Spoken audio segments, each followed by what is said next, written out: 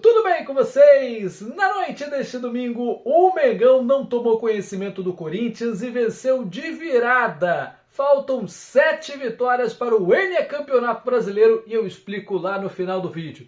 Antes de falar sobre mais esse jogo, eu preciso lembrar você que já está disponível o clube de membros aqui do Covil Rubro Negro. Tem 3 faixas para você escolher, R$ 2,99, R$ 6,99 e R$ 14,99 por mês, cada uma com o seu nível de vantagens. Para começo de conversa, tem leitura e resposta prioritária de comentários, um selinho para mostrar quanto tempo você colabora com o canal que mais cresce no YouTube, emojis exclusivos para usar em qualquer uma das lives do Covil, vídeos que chegam primeiro para quem é membro, vídeos que só quem é membro consegue assistir e, claro, um grupo de WhatsApp para você trocar ideia com outros membros espalhados pelo planeta Terra e onde as notícias do Mengão e a escalação saem primeiro. E claro, tem também sorteios exclusivos, não perde mais tempo. Clica já no Seja Membro, escolhe aquele plano que cabe melhor no seu bolso e venha fazer parte desta família.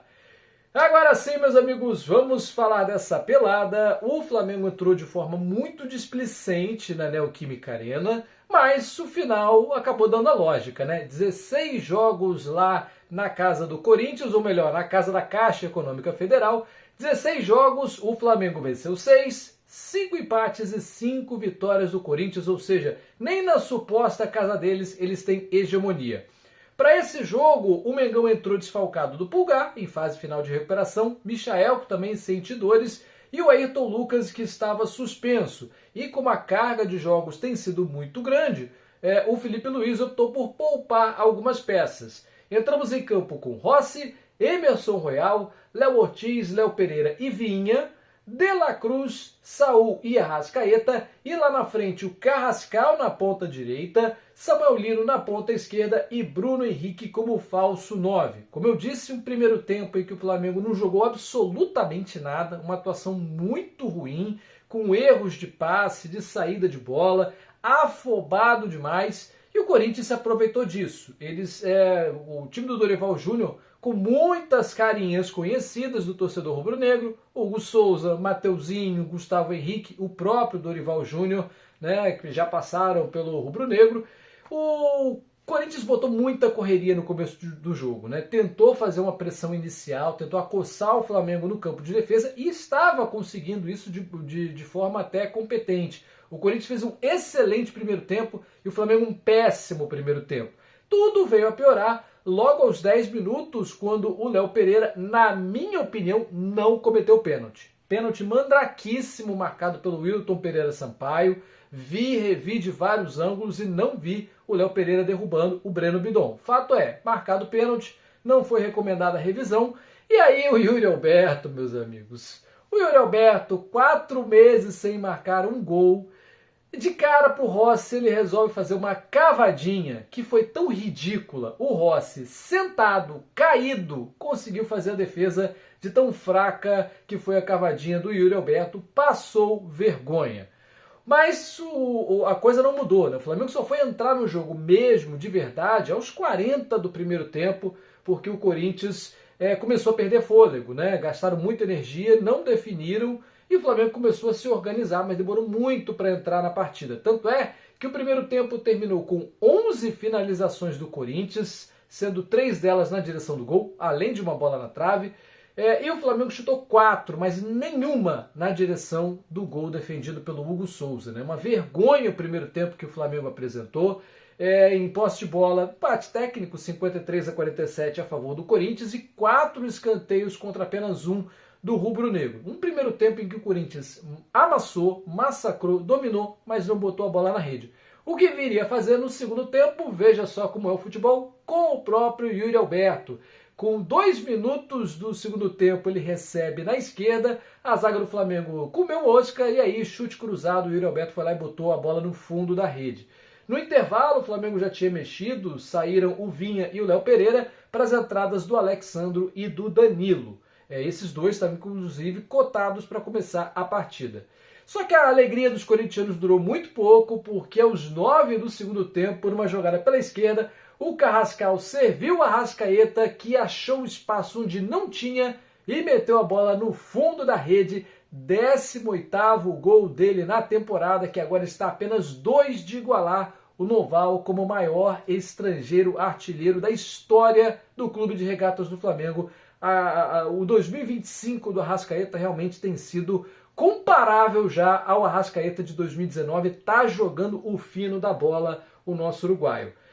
E o Flamengo começou a mexer, né, no jogo, nas peças do jogo, as alterações surtiram efeito depois de um bom tempo, né, e aos 24 vem mais uma, saída do Bruno Henrique para a entrada do Plata. Né, o Plata foi jogar na mesma posição de falso 9 e não na direita, né, não mexeu no Carrascal, e foi esse o grande acerto do Felipe Luiz, uma formação em que o Carrascal ainda não tinha jogado, uma posição onde ele não tinha jogado no Flamengo, e rendeu muito bem, me surpreendeu positivamente o colombiano, para mim o melhor em campo. Aos 29 saiu o De La Cruz para a entrada do Jorginho, que entrou com uma proteção na mão, sofreu uma pancada no jogo contra o Estudiantes, mas não foi capaz de comprometer o jogo dele não, muito pelo contrário, o ítalo brasileiro entrou bem demais. E aos 36, a alteração final, sai o Samuel Lino, para mim, mais uma vez, a âncora desse time do Flamengo na noite desse domingo. Jogou bem, com raça, driblando, mas muita firula e pouco futebol. O Lino buscou em todas as jogadas, toda vez que ele recebia um bolão na esquerda, ele tentava dar um driblezinho a mais e acabava perdendo a bola. O Flamengo desperdiçou grandes chances graças ao preciosismo do Samuel Lino. Não adianta querer fazer gol de placa em todo jogo. Tá perdendo, tá fora de casa, tem que resolver a parada primeiro. Depois você pensa em um driblezinho a mais. Então sai o Samuel Lino para a entrada do Luiz Araújo, que mudou a história da partida. Sai o pior em campo e entra um que rendeu muito rapidamente. Vocês estão me vendo criticar bastante o Luiz Araújo nos últimos jogos, mas hoje foi irretocável. E rendeu muito rapidamente. Entrou aos 36 e aos 41 em outra jogada do Carrascal pela esquerda, outra assistência do colombiano, e o Luiz Araújo foi lá e virou o placar 2-1. O Mengão vence, aproveita a derrota do Cruzeiro para o Vasco, aproveita a derrota do Palmeiras para o Bahia e agora tem 4 pontos e um jogo a menos que o Cruzeiro na grande distância na tabela. O Palmeiras tem 5 pontos e um jogo a menos do que o Flamengo. Né? 23 partidas tem o Palmeiras, 24 o Flamengo, 25 o Cruzeiro até aqui. Uma vitória maiúscula, com cara de campeão, com cheiro de campeão. E agora, como eu disse, faltam 7 vitórias para o N Campeonato Brasileiro. Que essa conta não é minha, é do Rei Kraus, da Flamengo TV. E é uma conta muito simples. Nenhum vice-campeão na história dos pontos corridos desde 2003 chegou a mais do que 74 pontos. O Santos, vice para a gente em 2019, chegou a 73. O Flamengo agora tem 54 na liderança, ou seja, mais 7 vitórias, 21 pontos, chegaria a 75. É só o que falta. 14 jogos pela frente e o Flamengo precisa vencer metade. Não é nenhum absurdo. Vencer os jogos em casa, 7 vitórias e a taça vai mais uma vez para o Ninho do Urubu e para o nosso salão de troféus, o Museu Flamengo na Gávea. Bom, meus amigos, esse jogo também marcou um ano de Felipe Luiz no comando do Mengão. Ele que assumiu em 30 de setembro de 2024, depois da demissão do Tite, depois da eliminação do Flamengo na Libertadores. 70 jogos tem o Felipe Luiz. Nesse período de um ano, 3 títulos, 46 vitórias, 17 empates e 7 derrotas. 123 gols marcou o Mengão em um ano, 40 sofridos.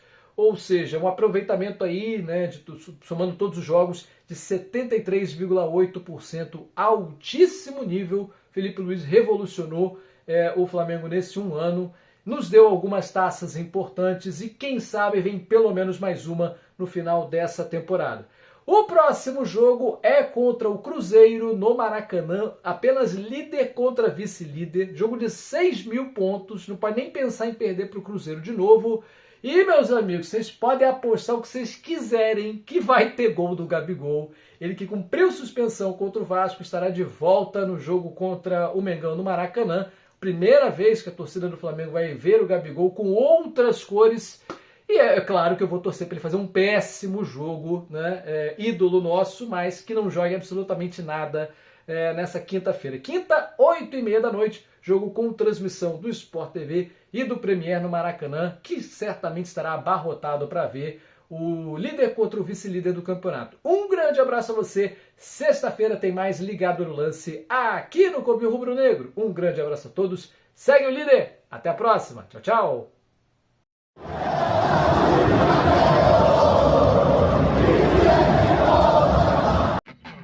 Você está no canal Covil Rubro Negro, o canal que mais cresce no YouTube.